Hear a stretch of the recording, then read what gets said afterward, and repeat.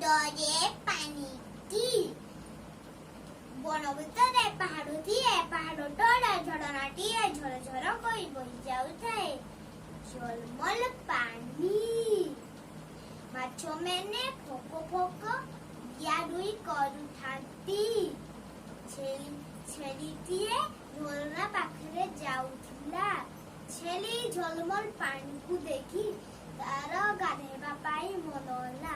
ସେ ପାଣି ଭିତରକୁ ଡେଇଁ ପଡ଼ିଲା। ମାଛ ଦେହରେ ତା ଗୋଡ଼ ଫିଟିଗଲା।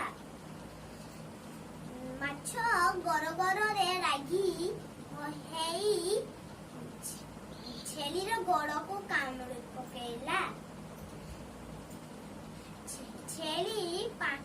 ଛେଳିର ଦେହ ଝିମ୍ ଝିମ୍ ହୋଇଗଲା।